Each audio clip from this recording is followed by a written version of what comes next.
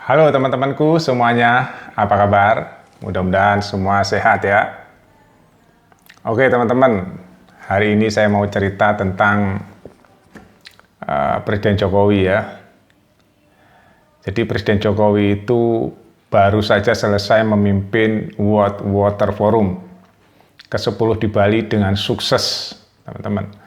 Yang dihadiri orang terkaya di dunia, Elon Musk, dan juga pemilik SpaceX atau satelit Starlink ya, yang bisa menjangkau internet di seluruh pelosok dunia ya, termasuk pelosok Indonesia, hanya dengan peralatan yang kecil. Oke, kita lanjut sekarang beritanya ke Presiden Jokowi yang nggak pernah ada rasa capek. Jadi nanti kita akan kehilangan seorang Jokowi setelah dia tidak jadi presiden lagi.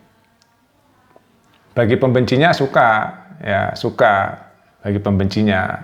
Tapi kita lihat ada perbandingan nanti ya teman-teman.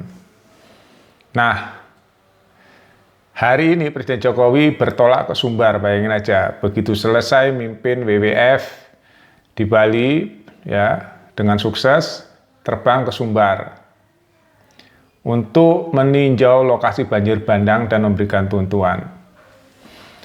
Ya, sebelum ini Menteri Pertahanan juga, ya, yang pasti atas izin Jokowi sudah meninjau. Padahal Sumbar itu teman-teman ya, nggak milih Jokowi, nggak milih Prabowo. Tapi presiden itu adalah presiden seluruh masyarakat Indonesia. Harus diperlakukan yang sama, ya, termasuk Sumbar. Bukan berarti nggak milih terus nggak diperlakukan yang sama, bukan. Harus diperlakukan yang sama, ya, yang adil, karena seluruh rakyat Indonesia. Itulah ya, harus begitu. Nah, presiden dengan lincahnya dia, ya, dengan tenaganya yang nggak habis-habis, walaupun sering dinyinyirin oleh para pembencinya, oleh para penyinyirnya, ya, dengan tubuhnya yang ringan, dia berangkat ke sana, berangkat ke sini, ngelilingi Indonesia, melihat rakyatnya. Nanti teman-teman akan tahu, begitu Presiden Jokowi sudah lengser, sudah tidak menjabat lagi, akan tahu bagaimana rakyat ya kangen akan kunjungan seorang presiden, rakyat-rakyat daerah. Dan itu nanti akan dilakukan juga oleh Prabowo, tapi nggak seintensif Jokowi. Yang bisa seintensif Jokowi adalah Gibran. Lihat teman-teman ya, ini analisa saya itu dari dulu, saya dari tahun 90-an sudah menganalisa tentang kepemimpinan negeri ini teman-teman. Ya, saya banyak menyaksikan kelakuan-kelakuan pemimpin negeri ini ya, kelakuannya seperti apa, di bawah birokrat seperti apa. Ya, saya bisa jelaskan satu-satu. Waduh, karena saya orang lapangan langsung teman-teman, yang sering ngurusin ini, ngurusin itu, ngurusin itu sendiri. Jadi paham dunia lapangan birokrasi itu seperti apa. Punya pengalaman itu. Jadi nggak anehan gitu, nggak gumunan gitu ya, nggak gumunan. Jadi tahu mana yang kerja benar, mana yang nggak kerja benar itu tahu. Gitu teman-teman ya. Kalau kita punya pengalaman, tuh kita tahu. Nggak baca saja, nggak teori saja. Jadi kita tahu, oh ternyata di balik layarnya begini, oh ternyata di balik layarnya begini. Ya, coba kebayang nggak teman-teman? Kalau kita lihat korupsi dua menteri yang kakap-kakap tuh ya, Kementan dan Menkominfo yang sekarang jadi tersangka dua-duanya dari partai Nasdem tuh ya. Kementan SYL dari partai Nasdem, Kemenfo Syahrul Yassin Limpo dari partai Nasdem. Kita lihat tuh di sidangnya, miris nggak? Kita kalau nggak ada sidang itu nggak tahu ya, apa yang dilakukan mereka itu. Bayangin aja, dana untuk BTS berapa triliun tuh habis hanya untuk bancaan. Itu terbongkar di Kominfo. Bayangin aja, bancaan bagi sana, bagi sini. Sekarang di sidang kan ketahuan siapa menerima berapa, siapa menerima berapa. Saya sebagai rakyat yang bayar pajak, itu sakit hati teman-teman. Ya, tapi hanya bisa apa rakyat kecil? Saya ngumpulin bayar 1.000, 2.000 perak, saya kumpulin untuk bayar pajak tahunan, pajak PPN, pajak kendaraan. Sementara pejabat yang udah digaji, ya udah hidup enak, ditanggung negara semuanya masih korupsi sebesar itu. Belum juga nih sidang kasus yang sering live di TV itu ya. Kasus SJL dibongkar oleh anak buahnya, oleh dirjen, oleh macam-macam pejabat-pejabat Kementan. Ngeri nggak?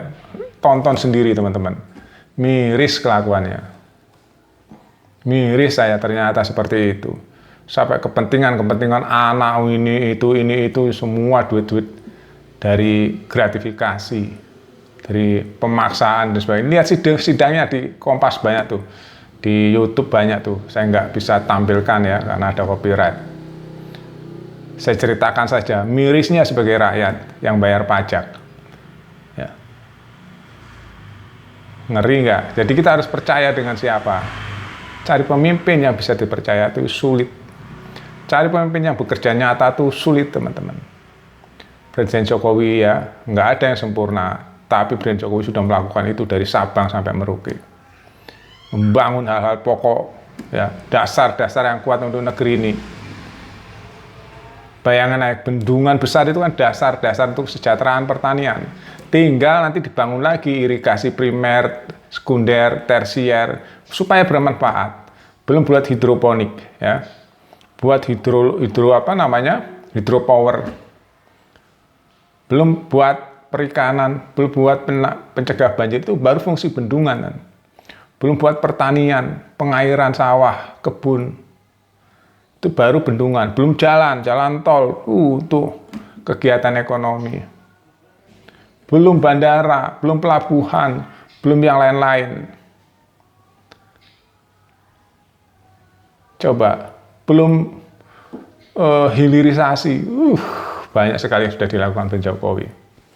Belum sepak bola di bawah Presiden Jokowi ya, walaupun di bawah PSSI, tapi ketua PSSI itu kan tangan kanannya Jokowi. Sepak bola Indonesia bagus. Itu pun ikut serta andil Jokowi membangun timnas.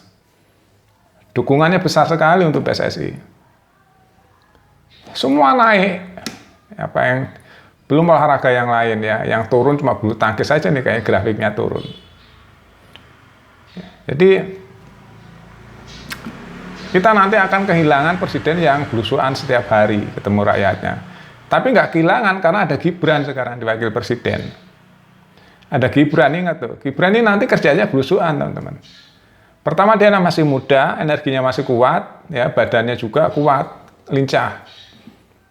Dia nggak banyak omong, melakukan hal-hal penting, tahu-tahu belusuan aja dia, tahu-tahu jadi. Juga mirip bapaknya. Bagi yang nggak suka ya pasti minus. Kan hidup ini ada dua, teman-teman. Suka dan tidak suka. Hidup ini ada dua. Ya, yang pasti nanti rakyat mayoritas berapa yang menyukai dan tidak menyukai. Kalau Jokowi kan jelas 80% rakyat menyukai.